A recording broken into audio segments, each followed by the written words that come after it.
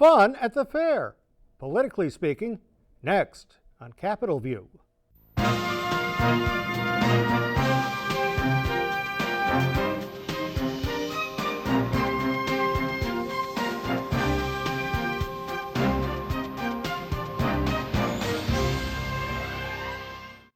Welcome to Capitol View, the program where we kick around state, national politics, and plenty to talk about. Dave Dahl from WTAX, my first time hosting the program, so this will be either the best show ever or the last show ever. Our panelists, both returning to my immediate left, Sam Dunklau, reporter for NPR Illinois. Hello, Sam. Hi, how are you doing, Dave? I'm okay, how are you? Doing okay. And Jeff Rogers is Bureau Chief for Capitol News Illinois. Jeff, welcome again. Thanks, Dave. Well, you can't be in this week without talking about the Illinois State Fair and the political days. We're just coming off of my two favorite days, the Governor's Day, which featured Nancy Pelosi, and the Republican Day, which featured Steve Scalise. And why don't we work backwards chronologically? Steve Scalise, whom I saw at the fair on Thursday, gave a speech of some patriotism. He talked some about immigration and only a little bit about the baseball field shooting of 2 years ago, which is still recovering. He walked with a cane when he came up to the lectern, but certainly seemed in good spirits and was a pretty compelling speaker. And he said that the separation of parents and kids at the border is not what he wants to do, and he blamed, shockingly, House Speaker Nancy Pelosi, the Springfield guest of the day before, for not wanting to work with President Trump on the wall or anything else in exchange for some consideration for what's going on with the kids and parents. But it was a fairly brief speech, and one that was enjoyed, I think, by all the Republicans who were under the sunshine at the State Fair Director's Lawn. The events contrasted a little bit with the appearance of Nancy Pelosi, which was at the Crowne Plaza for the Governor's Day brunch. In fact, Speaker Pelosi didn't even attend the fair, for what that's worth. I'm not sure. In fact, I'll ask Sam. Now, you were at the Republican breakfast at the Wyndham downtown. Was Steve Scalise there? He was not, Dave, but there were a number of other folks that were, both House Leader Jim Durkin and Senate Republican Minority Leader Bill Brady was also there, Congressman Darren LaHood, Republican Party Chair Tim Schneider, and a number of other dignitaries throughout the state. This breakfast was largely focused around talking about strategy going into 2020. As you and many others who watch this program recall, the Illinois Republican Party took a pretty big defeat, a bashing, some might say. A shellacking, said Schneider. Yes. They lost a number of seats, and now they're in the super minority in both the State House and the Senate. They lost the governorship. President Trump's looming presence, I think, in 2018 did not necessarily help them. And so now, moving into 2020, President Trump will be on the ballot, and they're trying to use that to their advantage. The central message that I came away with was Illinois is not quite as blue as the Democrats think that it is, and we're going to prove that. The central message being, let's get our base out there and opposing this so-called graduated income tax that Governor Pritzker wants to propose. It's a tax on the middle class. It's a tax that will affect those who can least afford it, although I think given the governor's proposals and others, that's demonstrably not true. But the party will be moving forward with that because of the long-term, I think, sense in this state is that we're overtaxed and that the state party that is in control of the Democrats take a lot of money in, spend a lot of it, and then ask for more and more and more.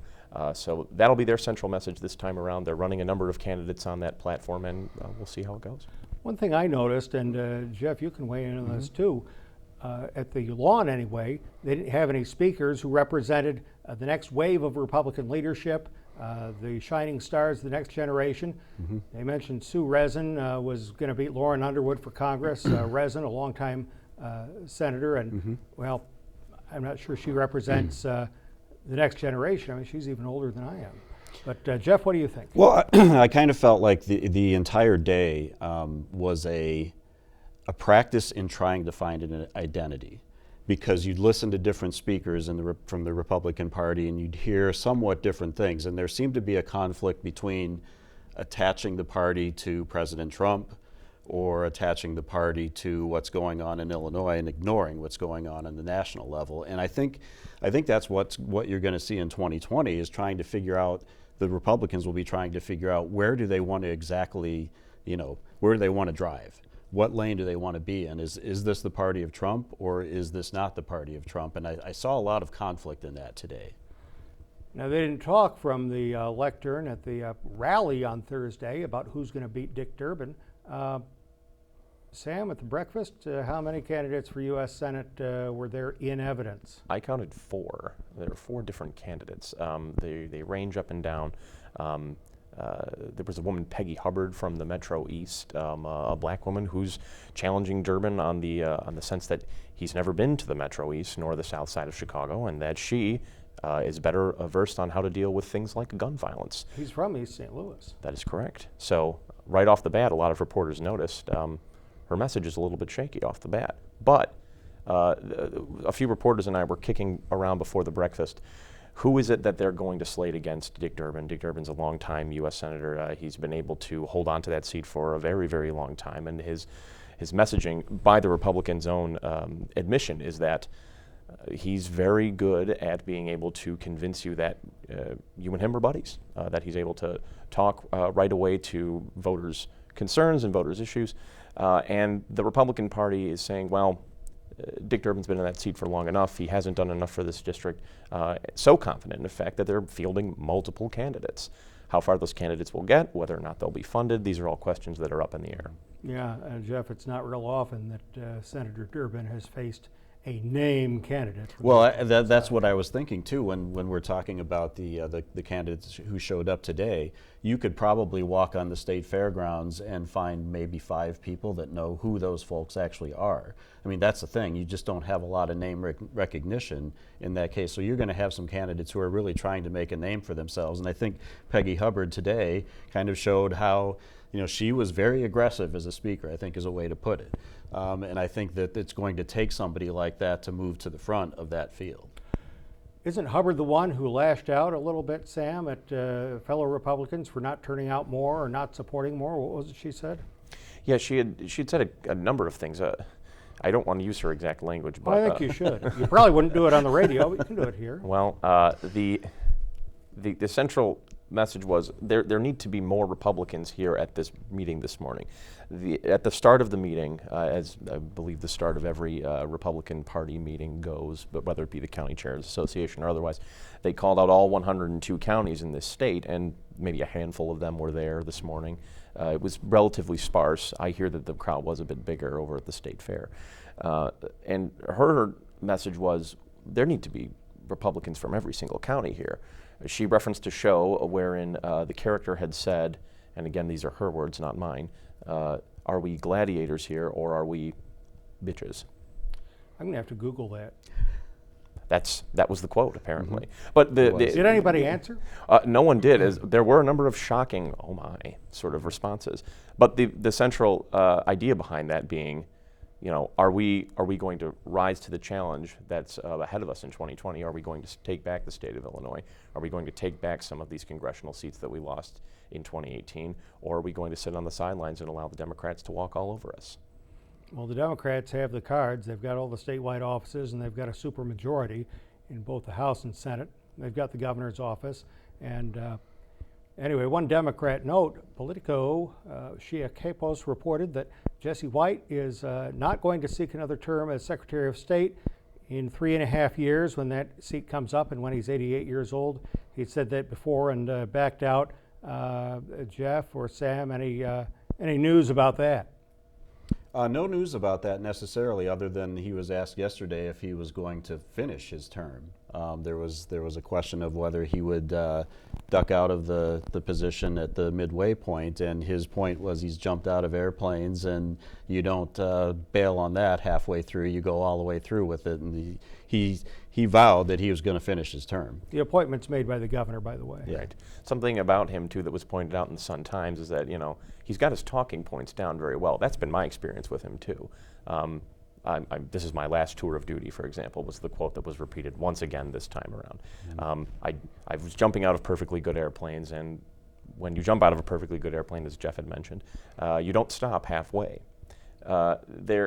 There's been speculation about Jesse White because, well, he simply can't be in that seat forever, but he's incredibly popular. He's trying. Mm-hmm. He's trying. He's trying his best, but he's incredibly popular, I think. And also, some have speculated that he wanted to make sure that that seat remained in Democratic control, so that the Democrats had a stranglehold on all of the state executive offices. But again, that neither can last forever. So it'll be interesting to see who Jesse White may, whether it be in a few years or perhaps a decade down the road, who he's going to pick as his replacement. What did you think of Speaker Pelosi and the reaction and response to her? Pelosi, in my view, was very measured. She was very on message. She didn't pause to allow the audience to clap a lot, and that was probably just because she was on a tight schedule. But she has come across, I think, both here in the past and in Washington as a no-nonsense sort of person, as somebody who the Democrats see as somebody to be able to rally behind, but is also a lightning rod for criticism from both the GOP and some members of her own party. The Squad, for example, Alexandria Ocasio-Cortez and others have clashed with her in recent months over whether or not to impeach President Trump, whether or not to move forward with an obstruction of justice case and things like that. But in her address to the Illinois audience, she was very proud of the things that Governor Pritzker was able to accomplish. She was proud of the things that Illinois Democrats were able to get done in this session, and that moving forward, they'll need to take that enthusiasm into 2020 to get voters out. How important is State Fair Week to the political parties? I don't think it's important at all, to be honest with you. I think most people go out to the state fair to have fun. I don't think they go out there for politics. I mean, I was out there last night just to go out and have fun, and I didn't want to spend any time visiting political tents, and you know, I'm somebody who pays a lot of attention to that. So I don't know that it's really important in a state like Illinois necessarily. If you're in a state like Iowa, obviously it's a different thing where you've got presidential candidates going through, but for the most part, like I said, you could walk past people at the state fair, they couldn't tell you who most of these folks are, and honestly, I don't think that they care. So other than maybe for their own base, to get them a little bit fired up, because that's what these past 2 days have felt like. They're really more just pep rallies for your team. I don't think that they have much importance at all, to be honest with you. Sam? I have to agree with Jeff on that. Even Fair Manager Kevin Gordon had admitted that the Illinois State Fair is not the Iowa State Fair, the Indiana State Fair, the Wisconsin State Fair. It doesn't play as big of a role as it does in other states. And I point to Iowa particularly because of all those presidential candidates that show up. Sure, perhaps folks show up to that when there are just so many national names to be able to see in one place. But here in Illinois, the focus just isn't simply on that. And it also, the population base in Chicago may make the drive down here, maybe they won't. It's really for folks to come out to have fun. And it's also for the rural agricultural counties throughout the state to be able to show off their wares, to be able to have a chance to get on a state stage. Or at least that was my experience growing up in a little rural county. What makes the state fair a good state fair? What do you have to have? You gotta have weather. You gotta have good weather. I mean, you got to have fried food on a stick Yeah. too. That's important. Yeah. They have set records for the grandstand tickets and for the grandstand revenue. And, you know, on balance, the fair doesn't always make money. They say that they're doing a more honest job of counting people than they have. They said, you know, the years it was near 1 million, apparently that was not so. But here we are. And as we come to air, the state fair is entering its final weekend. Let's talk a little bit about Rod Blagojevich. The president and the former governor made news. President Trump, on his way back from visiting the sites of the weekend shootings in El Paso and Dayton, said to the reporters on Air Force One, I'm really leaning toward commuting Blagojevich's sentence and letting him go. He was treated so unfairly, etc. Now, since then he may have backed off on that a little bit after seeing that nobody likes the idea except maybe Dick Durbin. Guys, will Blagojevich return among us soon? So you're asking us to essentially figure out what's in the mind of Donald Trump. I guess right? so. We'll be here a while. Yeah, we might be here for a while. My gut feeling is this is just another one of many diversion tactics. Bring up something, get people talking about it. If I had to guess, I would say no. I think he's going to fill out that prison sentence, and he's not going to have his sentence commuted, but you never know. And it also would be important to mention that where Blagojevich is right now, the Federal Correction Institution Englewood in Colorado, it is one of the Bureau of Prisons' nicer prisons in a relative term. These are, it's a low security prison. A lot of reporting that's been done on it says that the inmates are able to go out to the main yard during the spring and summer months for up to 16 hours a day. Wow. I've read the manual as well. It's a prison surely, but it is not anything like you've seen on TV. In fact, the Tribune just went out this I don't know if it was past week or the week before, and had photographed Blagojevich running around shirtless, just getting his regular calisthenics in. He and Patty Blagojevich and his supporters certainly would like to see him out, but he's not doing as bad as he could be. He talked about selling the U.S. Senate seat. He talked about campaign contributions in exchange for some state laws that would help, for example, the Children's Hospital. Is 14 years fit the crime, Jeff? Well, it was certainly within the guidelines that the court had set to it. It is also more severe than penalties that you see for crimes that are much worse. I think my own personal opinion is that Illinois politics obviously is known for its corruption, and he was in a sense paying for some of the sins of his predecessors, and I think that sentence was probably as harsh as it was because of that, and they wanted to make sure that it sent a message because the previous sentences seemed to have not had that impact. So I think it was within what the boundaries of the court had. I don't think it was too harsh of a sentence. Sam, what do you think? 14 years fit the crime? I think it did. Of course, you were still in grade school. Well, when that's Blago just was it. around. But I do remember it playing out on TV. I would have to agree with Jeff. The sentence does fit the crime in the sense that he was one of several governors that went to jail. Corruption at the executive office was certainly well noted, well documented. In fact, I saw a T-shirt once that was hanging up in the Thompson Center in Chicago that said, I came to Springfield to see Blago Democrats do the right thing, and all I got was this lousy T-shirt. I think there was a sentiment in Springfield at that time, and when Blago finally went down, that this guy was bad news, and he needed to go away in order for our state to get back on track. I'm sorry, Jeff. Well, I was just going to say, I can't imagine that you would find many people, just ordinary citizens out there, who would think that sentence should be lessened or that he should be released. I think most people would feel that was a sentence that was deserved and he should serve it. I want to get back to the races a little bit. In the 13th district, which includes much of central and southern Illinois, Betsy Dirksen Lodrigan would presumably be facing, again, Congressman Rodney Davis, who barely won last time against Lodrigan. Sam, do you think this is Betsy's time? Is Congressman Davis really in trouble now? It could be. It depends on how much backing she gets from the central party. It depends on how much she's able to fundraise. But one thing I think is definitive in this particular race is that Ronnie Davis's margins have been dropping ever so steadily as time has gone on, and he held on to the seat by the seat of his pants. And because of that, it's clear that at the state level and at the federal level, this race is going to be a number one priority. In fact, Sherry Bustos, an Illinois congresswoman and from Springfield, lives now in the 17th district up near the Quad Cities, had said that this race is perhaps her number one priority at this point. So you're going to see a lot of coverage, you're going to see a lot of money ahead of this race because it's one that the Democrats could hold on to going into the map redraw. Jeff, what do you think? Yeah, I think the 13th and the 14th districts are going to be the two that are going to be the highlights in Illinois. And that close margin, as Sam said, that margin's been cutting as we've gone along. And I think a lot of it might ride on voter turnout. I mean, you're going to have in 2020, there's going to be a referendum on the president. In Illinois, there's going to be a referendum on taxes with the constitutional amendment.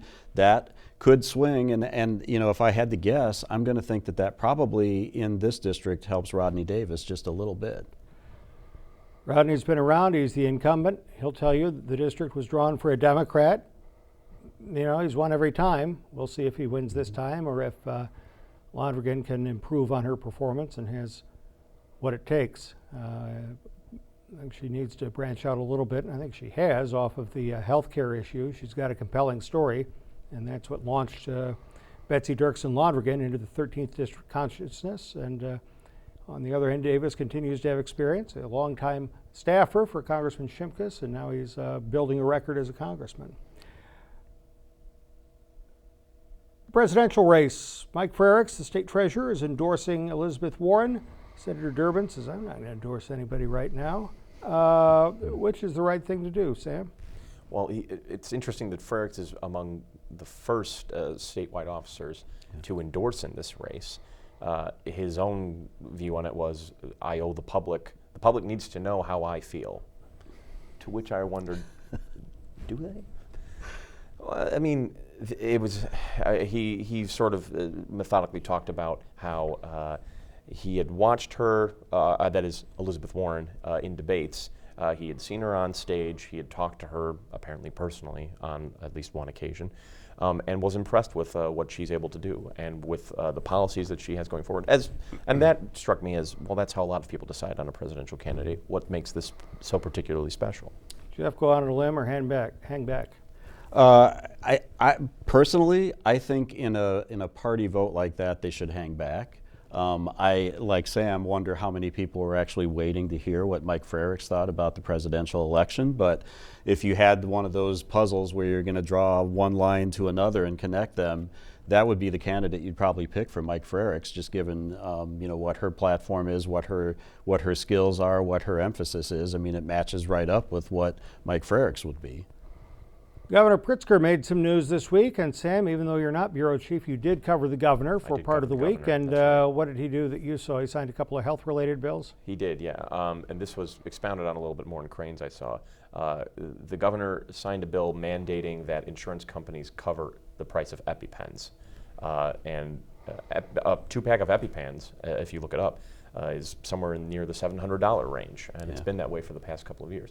Now, if you think to yourself, if I'm a low-income family, or really any family that's trying to afford that sort of medication, with the number of people that have diabetes and other conditions that require insulin, or an ability to be able to stop the anaphylactic shock, that's an expensive ticket. That's an expensive bill. So a simple bill covering the price of that it makes Illinois actually the first state to do that. He also signed another bill where insurance companies would have to cover the cost of Lyme disease treatments, which also in and of themselves are expensive. The governor on Thursday at Ridgely Elementary School in Springfield announced the formation of a broadband task force. I think 25 people. That's an awful lot of people to get in one room. But broadband is an issue rurally, small towns, smaller town schools, et cetera. And so they want to get broadband all over the state. And the governor said $420 million of the capital dollars will be going for that. Of course, the capital dollars would be, from some of the taxes that folks say are so onerous. But that was the big announcement Thursday. Of course, the governor presided over the Governor's Day, and he's been seen at the fair almost every day and having a good time, as did his predecessor, Bruce Rauner. The fair is fun. I think it's important for the politicians to have their reunions and be seen. Now, Jeff Rogers of Capitol News, Illinois. What is a Capitol News Illinois? Do I ask for it by name? What Capitol News Illinois is a news service that provides content to every newspaper in the state of Illinois. We've had our content published in more than 350 newspapers up to this point. We've been in existence since January 28th, so we're about 7 months old at this point. But we essentially have 3 full-time reporters, and I'm the bureau chief, and we have an office in the Capitol, and we've become essentially a news service that works just like the AP might in providing that content to newspapers, and not just daily newspapers, but weekly newspapers. We've had more than 300 weekly newspapers across the state that have been publishing our coverage of state government where they never really had that before. So we're there to try and fill a void that there is in the Capitol bureaus. It's funded by the Illinois Press Association. Funded by the Illinois Press Foundation and the McCormick Foundation. Some big names, and you folks are making some noise. And Sam, NPR Illinois, with seemingly bottomless pit of reporters all over the place. Things are on the upswing where you work. Yes, we have perhaps the largest State House bureau at this point. We've fanned our reporters out to cover all sorts of different issues, and our sort of aim is to make state local, to make state issues something that hits home for people across the state of Illinois. And that's the aim of reporters like me and reporters like others. Good luck to both of you the way it goes. And that's our time this week. We hope you'll join us next time for another Capitol View.